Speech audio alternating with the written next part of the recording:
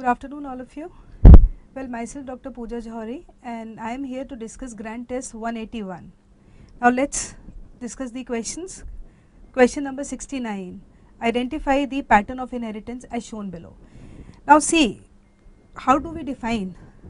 Inheritance is simple. Transfer of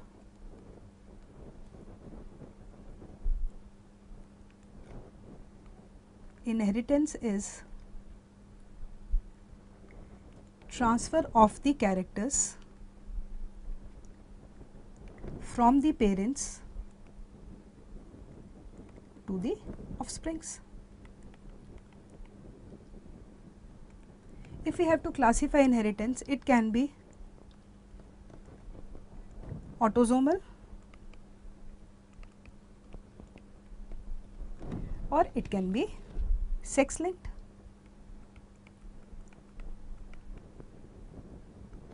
Basically it follows the Mendelian concept of inheritance. Now autosomal can be dominant,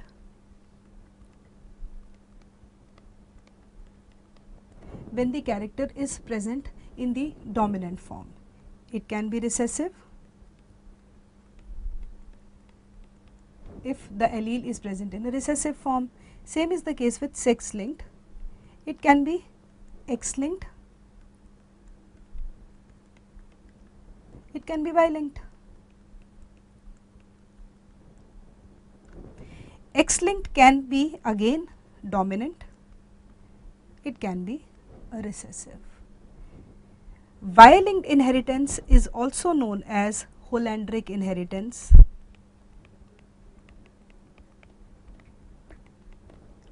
as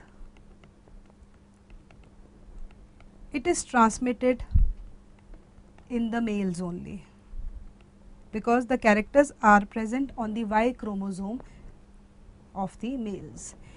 We know in human beings males are heterogametic. Heterogametic means they have this type of genotype, and females are homogametic, that means they have XX chromosome. Now see, for example, let's take autosomal dominant.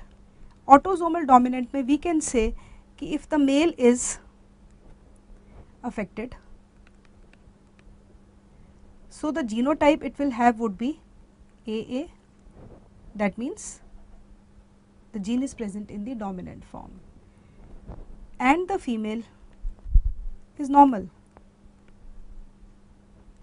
The genotype of the female would be AA. Let's see what will be the mode of inheritance in this. Simple, you can say AA, AA. We can make a Punnett square also. Now see what happens is, this is the affected male. This is a kind of pedigree analysis in which normally we denote males as this. This is a normal male, normal female, affected male and affected female. Now here we are seeing it is going to form these type of offsprings. That means this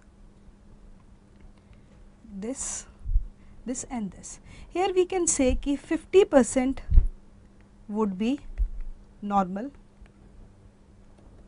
and here 50% would be affected. Now there are certain key points to remember in whatever mode of inheritance is there. Females are generally if we talk about the genotype of a carrier female, it would be like this. This is a carrier female. Carrier female. Males can never be carriers. They will be diseased. And this type of inheritance is also known as criss-cross inheritance, in which there is transmission of character from the father to the grandson, taking daughter as a carrier. Autosomes are simple, in which there is deformity in the autosomes. Sex chromosomes, then it would be sex linked. Dominant means if the gene is present in a dominant form. Recessive is if it is present in a recessive form. The above example we took was about the autosomal dominant, in which you can see ki 50% of the individuals would be affected and 50% would be normal. Example of autosomal dominant is familial hypercholesterolemia and Huntington's disease. These are the examples of autosomal dominant, in which the character is present as in the form of a dominant gene, on a dominant gene. Next is autosomal recessive. In autosomal recessive, we can say the male, the father is the carrier, or you can say diseased, but the gene is present in the recessive form. Similarly, again a carrier.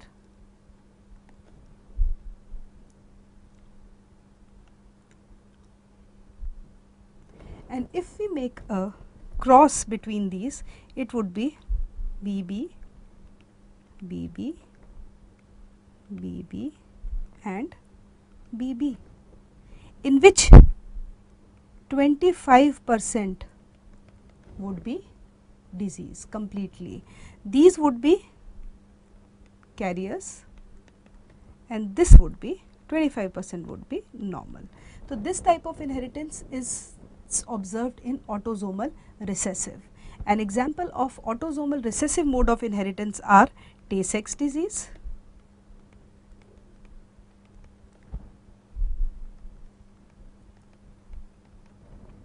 sickle cell anemia,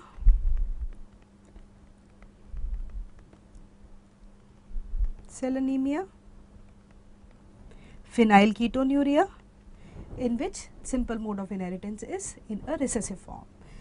Now see, if you look at the question may it is somewhat clear.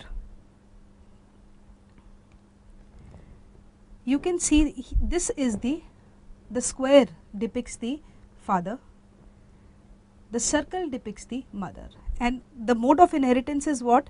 Here the father is diseased in first as well as in the second generation.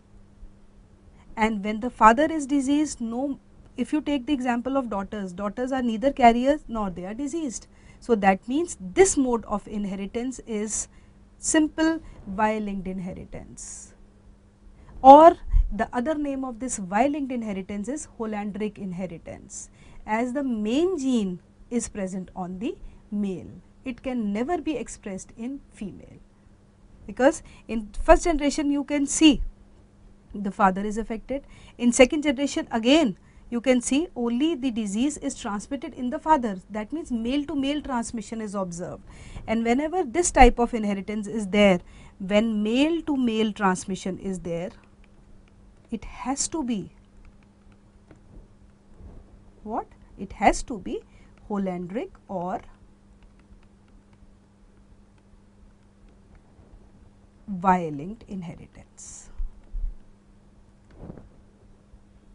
So we can say that the different type of inheritance, as we saw, autosomal dominant, in which the gene is present in a dominant form. Recessive is, it is present on a recessive allele. X-linked, when it is present on the sex chromosome and it is expressing itself in dominant condition. Recessive, when it is present in recessive form. Recessive is generally expressive when they are in homozygous state, and dominant will be expressive when it is homozygous. Heterozygous may it can act as a carrier. Y-linked is simple Hollandric inheritance, or it is mainly present in the males. Another point of differentiation between autosomal dominant and recessive is this dominant is also known as vertical transmission. vertical transmission of characters is there.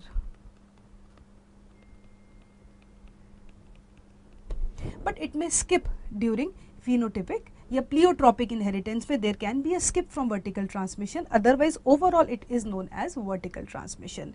In recessive it is known as horizontal transmission. Horizontal transmission. So here if you look at the question, यहाँ पे it is clear that it is Y-linked inheritance. One more mode of inheritance is there, which is mitochondrial inheritance. Mitochondrial inheritance. It is transmitted always from the mother, and that is why this type of inheritance is also known as, the other name of this inheritance is cytoplasmic inheritance. Cytoplasmic inheritance. Or it is also known as matrilineal inheritance. Matrilineal, as it is transmitted from the mother.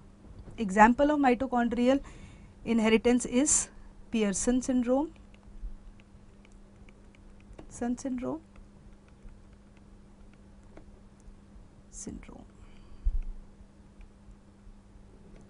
and Leber hereditary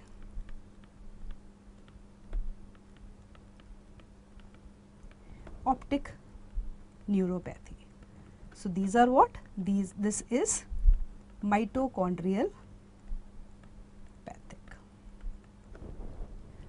Now whenever this type of inheritance question comes, you have to be little bit tricky. You have to simply memorize ki what do you mean by this pedigree analysis. As I told you, ki in pedigree analysis we denote father and mother by square and by round, and if the father is affected it is shaded. Similarly, if the mother is affected it is shaded. Then you have to see how this inheritance is being carried from first generation to second generation. For that you can make a Punnett square also. जैसे in this case, for example, if we take color blindness is a X-linked disease. Now color blindness, what happens is, suppose if a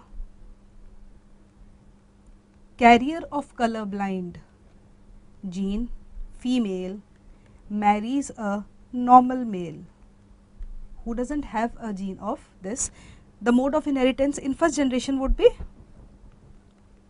XCX, XCY, XX and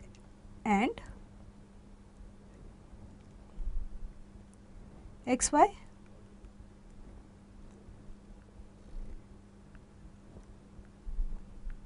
You can form Punnett square also, that's up to you. Now what happens is, if we see the genotype of this is a carrier colorblind daughter, carrier or diseased, carrier, it is a CY, diseased male, or color blind son. Similarly, if we look at this daughter is not affected or not color blind, normal daughter you can say, 25% will be this, and again 25% of the son would be normal son and normal daughter. And for example, you can make so many combinations. If the father is color blind and marries a carrier female, what would be the inheritance like? In this you can say XY and XCY. Here you can see 25% of the daughter will be color blind, diseased. Male would be disease free, 25% color blind son, and similarly this will be a carrier female. So this is a kind of inheritance in which there is transmission of the characters through the sex linked chromosomes. Similarly is the example of hemophilia. So, color blindness and hemophilia are the two sex-linked disorders, and autosomal inheritance mode we have already discussed. So, the answer to this question is clear. Since the males are affected, it has to be Hollandric or Y-linked inheritance. Let us switch over to next question.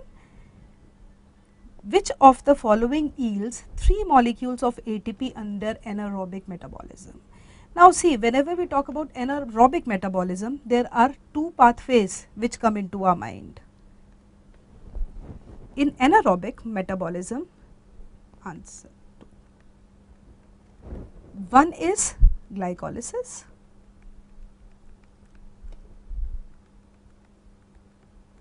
second is glycogenolysis. These are the two very important pathways during anaerobic breakdown.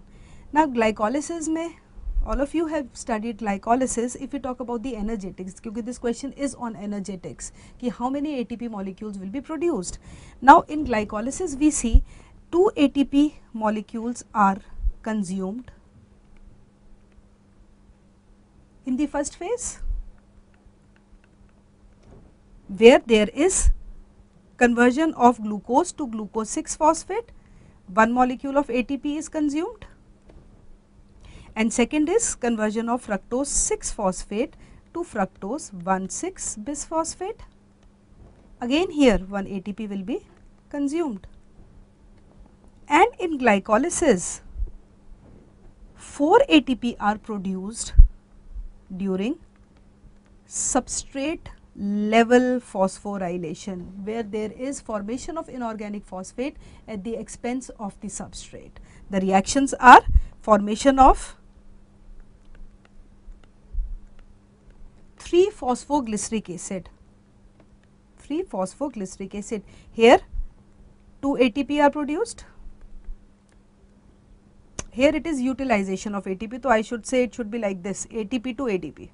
Let us put it that way. ATP to, क्योंकि consumption of ATP is occurring here. In this case there is synthesis of ATP, formation of ATP at this step, and the last step of glycolysis in which PEP is converted to pyruvic acid. So if we see the net gain, it would be what? 4 minus 2 equivalent to 2 ATP, and that is what exactly happens in glycolysis. In anaerobic medium, net gain of ATP is 2. Second process I discussed is glycogenolysis. Glycogenolysis, lysis of glycogen. Obviously the precursor of glycogen is glucose, so glycogenolysis is going to form glucose. There will be breakdown of glycogen to form glucose.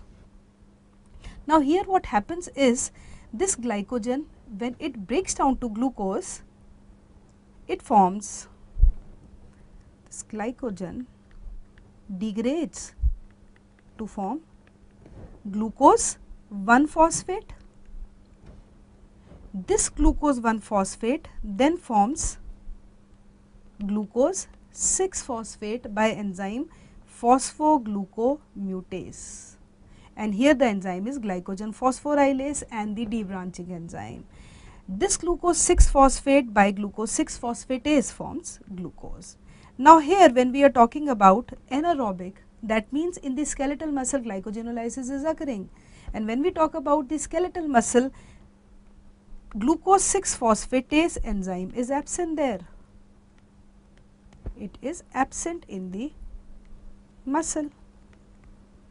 So glycogenolysis will end to form glucose 6-phosphate in the muscle.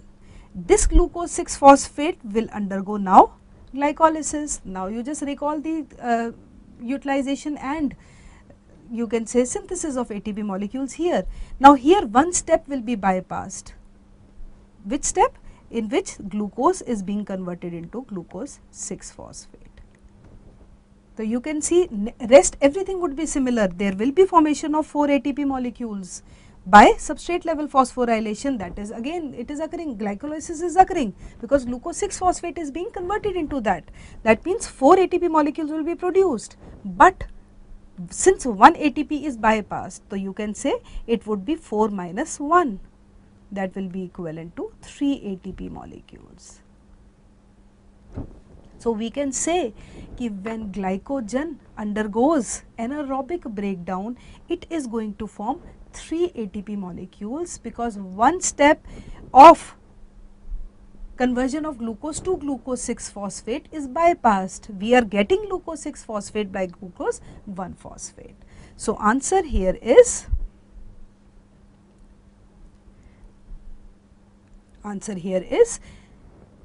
glycogen. So glycogen will give 3 molecules of ATP during the breakdown. Is it clear? Next question is, gene duplication plays an important role in the evolution of. Now gene duplication is a very vast term. As it is clear from the word itself, there is duplication in the genome, the entire heredity constitution of an individual. Now gene duplication can give rise to so many things. Gene duplication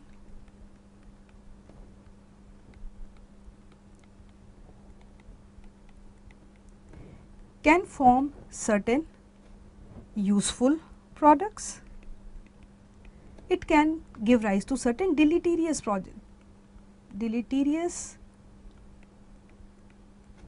metabolites also. जैसे useful में you can say कि keratin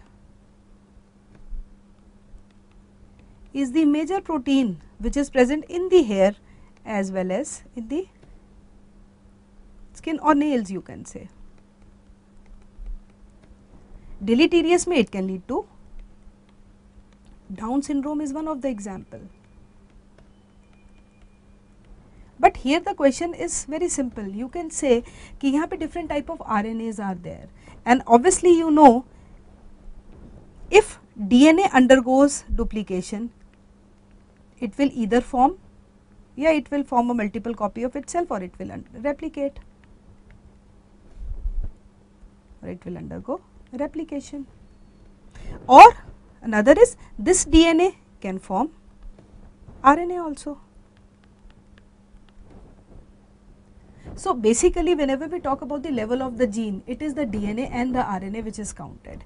DNA can undergo replication by DNA polymerase. Similarly, DNA can undergo transcription by RNA polymerase enzyme. But the RNA so produced from DNA, it is hnRNA, heterogenetic RNA, as it consists of two sequences, coding sequences which are known as the exons. It consists of the non-coding sequences which are known as the introns.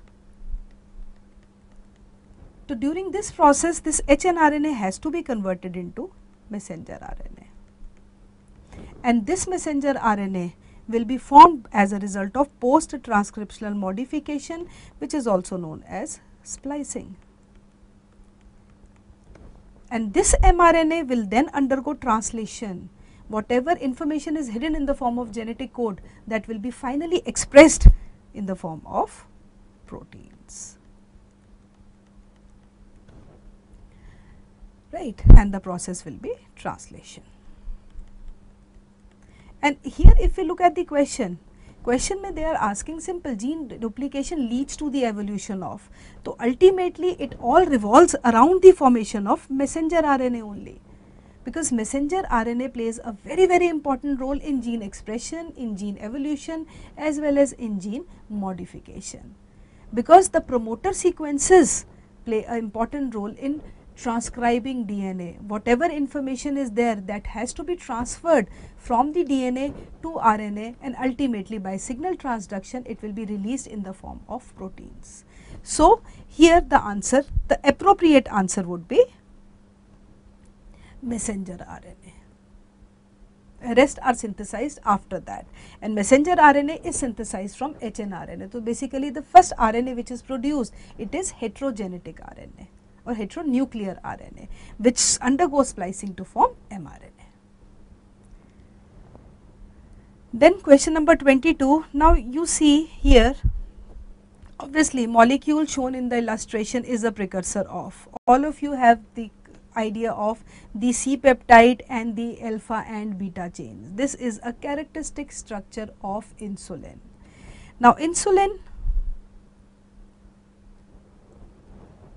is synthesized by pre-proinsulin, which has 108 amino acids. This pre-proinsulin will be first of all converted into proinsulin, which will have 86 amino acids, and this proinsulin will finally be cleaved to form this. It basically releases this C peptide and insulin, which is considered to be an anabolic hormone. Anabolic hormone. This pre-proinsulin is cleaved to form this, and when it is required, this proinsulin will be converted into insulin. Basically, the C peptide, as such, if we see this molecule, no biological activity of this has been observed as such, but yes, it is a marker of diabetes. It basically depicts, it basically tells us about the synthesis of the insulin. So this C peptide test is a very important test, and the C peptide becomes a very important diagnostic marker of the tumors in pancreas, and plus obviously diabetes mellitus, NIDDM. Now see, what happens is, if we see the structure of insulin, this is very important. It has what? It has 51 amino acids, alpha and beta chain, and it has interchain as well as intrachain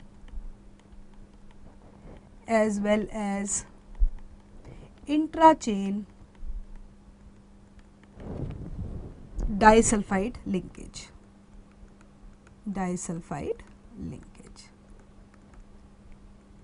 Now if you see the picture mein it is clear.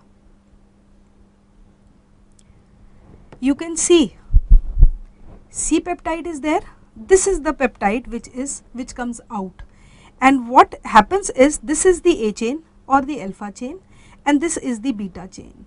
This alpha chain is attached to beta chain by interchain disulfide bonds, and similarly there is intrachain disulfide bondage between the A chain. And once its function is over, this C peptide, it is given out as such. Can you see the disulfide linkage? This disulfide linkage is basically present between A7 to B7 and A20 to B19 amino acids. This is interchain, and intrachain is between A6 to 11.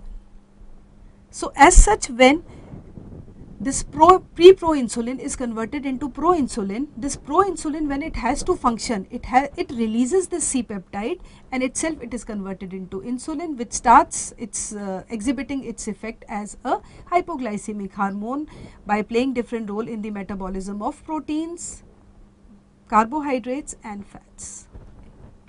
So the answer to this is insulin.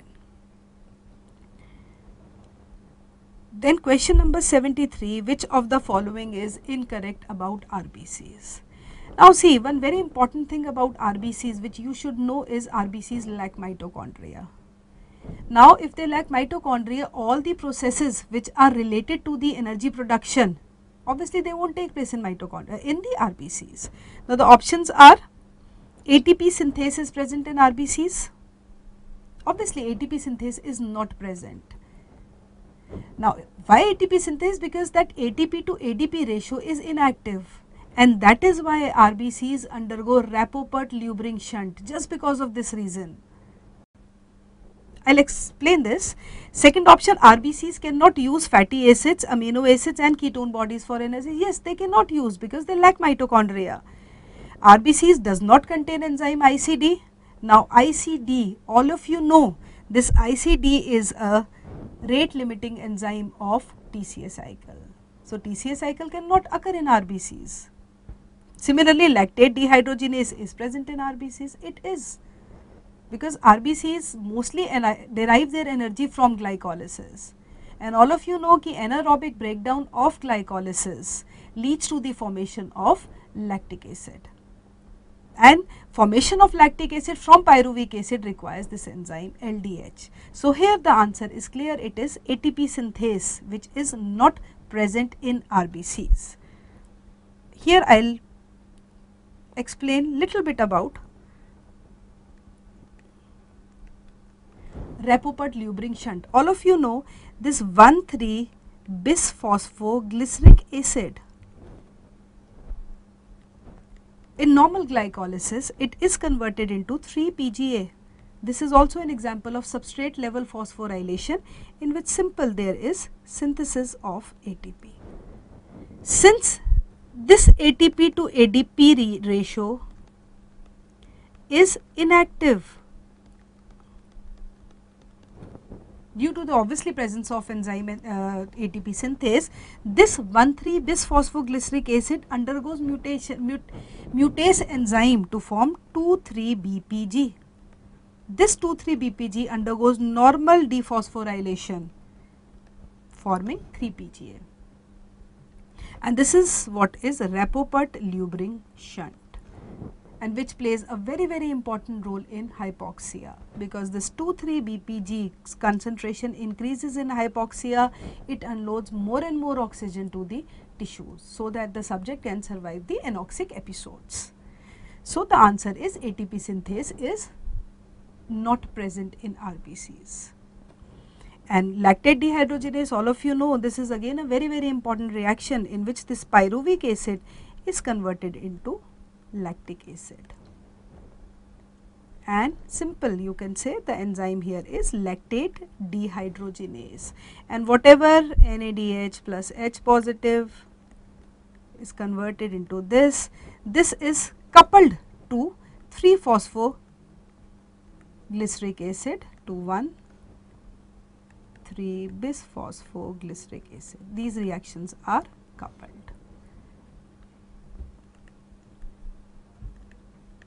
So the answer to this question is ATP synthase. Let's switch over to question number 74.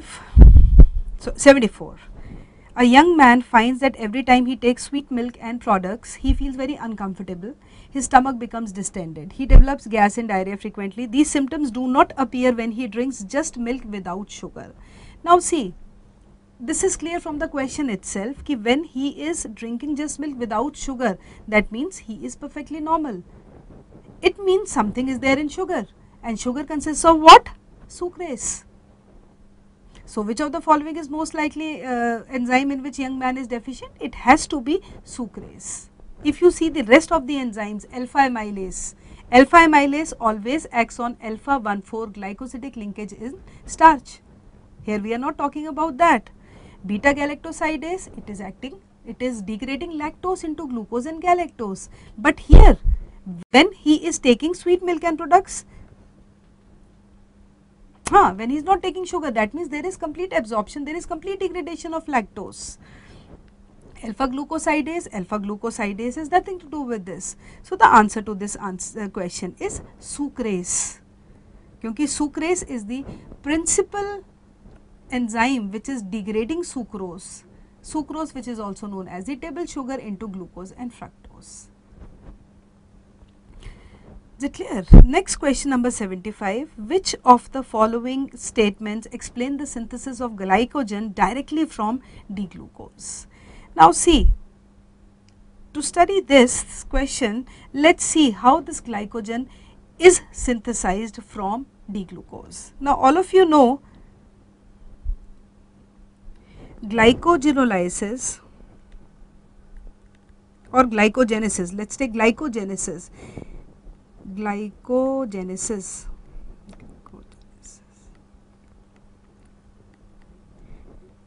Glycogenesis is simple synthesis of glycogen from glucose. So first step is always there is phosphorylation of glucose. Glucose forms glucose 6-phosphate by enzyme glucokinase. Requirement of ATP is there. This glucose 6-phosphate is converted into glucose 1-phosphate by phosphoglucomutase. Now this glucose 1-phosphate, this is a very important reaction, combines with UTP. UTP is uridine triphosphate, just to activate carbon 1 of glucose, forming UDP glucose, which serves as a precursor for glycogenesis. And the enzyme is simple, there is transfer to uridine triphosphate phosphorylase, and simple pyrophosphate will be liberated and it will form UDP glucose. Inorganic phosphate will be liberated. This UDP glucose then combines in the form of a, actually there is a primer already present in our body which is glycogenin. This glycogenin is already having some glucose residues attached to it. This will combine here in the presence of enzyme glycogen synthase,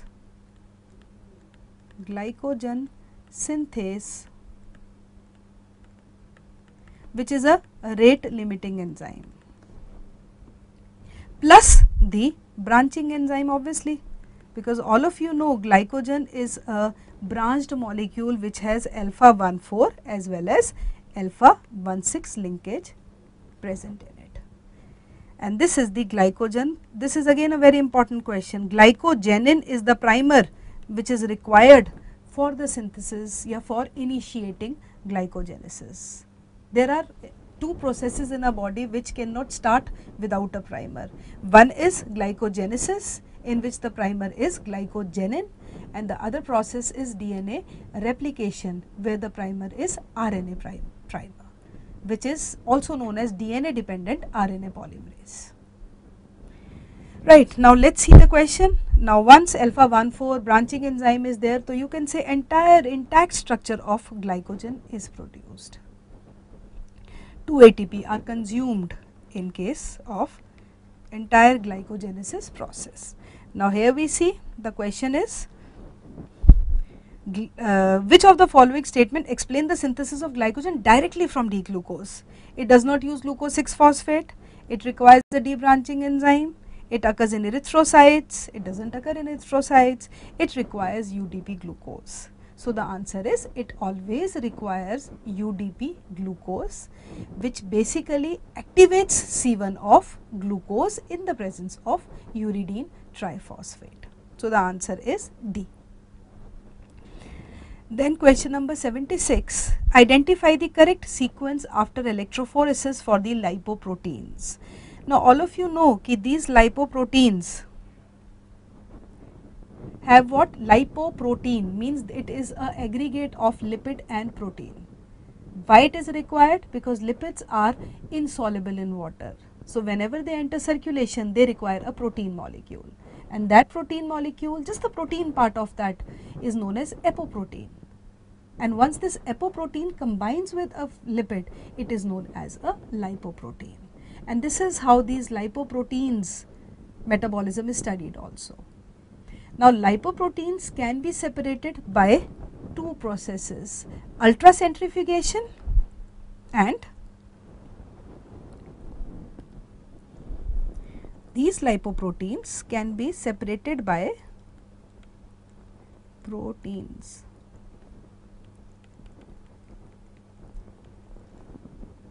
Ultracentrifugation, centrifugate means rotation, centrifugation, rotation at a very high speed, centrifugal force is applied, so it has to be as per their density. Second mode of separation is electrophoresis. Why electrophoresis? Because electrophoresis, simple, movement in the presence of electric current. Obviously it consists of a protein component. So proteins are having Zwitter ion, they are negatively as well as positively charged. So this is one of the method of separation of these lipoproteins as per their protein part. And as per electrophoretic pattern, we can say proteins are negatively charged or they can be positively charged. So here the pattern is HDL, heavy density lipoprotein. It is known as the alpha fraction, or it moves fastly in electrophoresis. Why? Because this HDL has less lipid, more fat, more fat.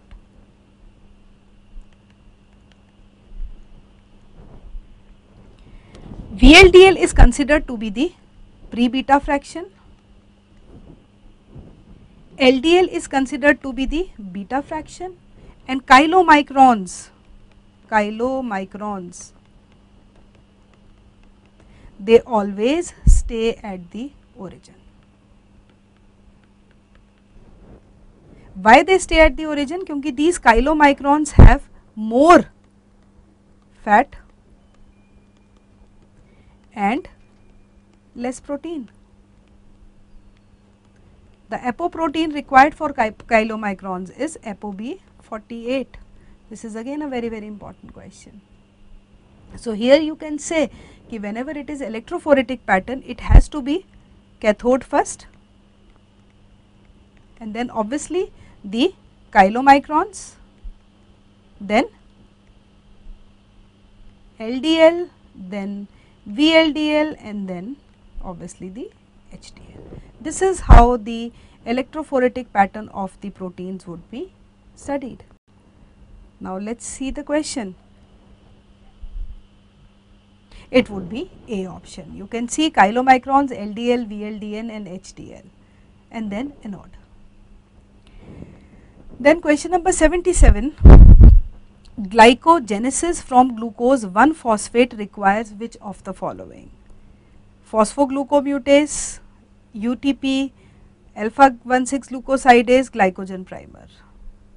Now obviously the answer is primer.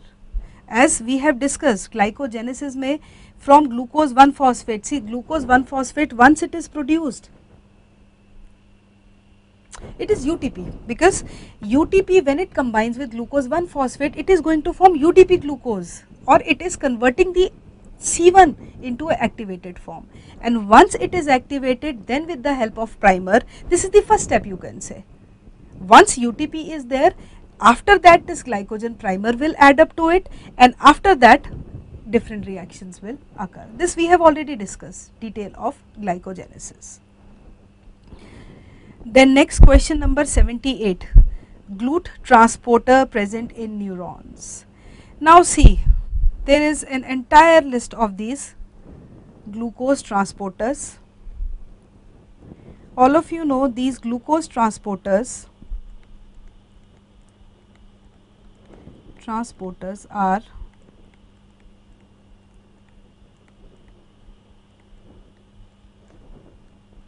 sodium dependent and sodium independent. Sodium dependent are of two types, S-GLUT1 and S-GLUT, GLUT2. Sodium independent are GLUT1 to 12. Now first of all we are going to take up sodium GLUT1 transporter. This is present in the small intestine and the kidney tubules.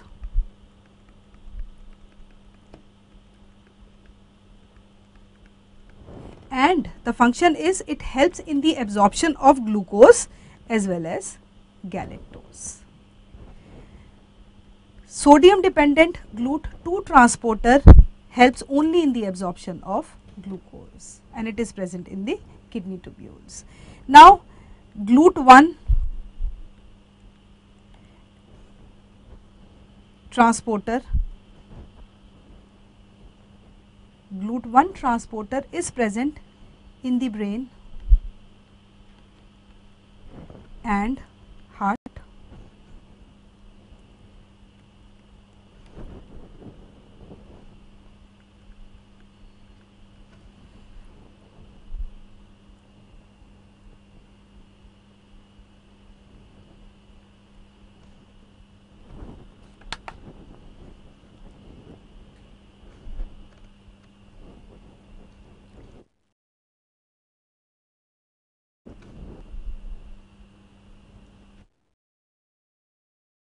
And RBCs.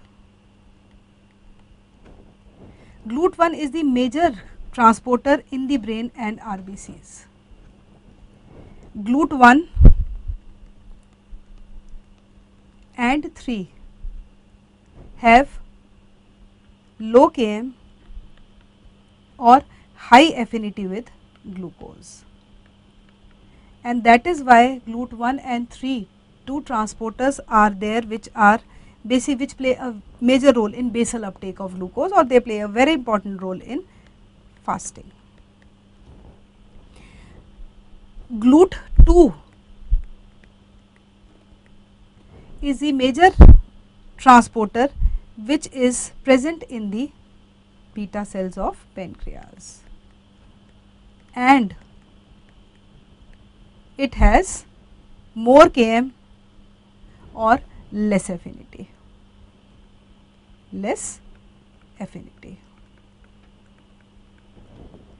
Similarly, GLUT3 is the major transporter in the neurons.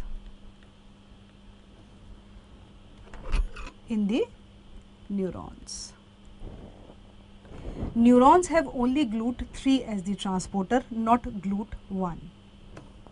Then GLUT4, 8 and 12, they require insulin for their transport.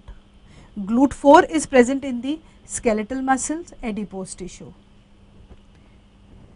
GLUT8 is present in the blastocysts, and GLUT12 is present in the white adipose tissue, prostate and the mammary glands. GLUT9 transporter is for urate. GLUT5 and 11 are required for fructose transport. GLUT5 is required for the testes and sperms, that is why it requires the transport of fructose in this. So this is a simple list of different glucose transporters. The question is,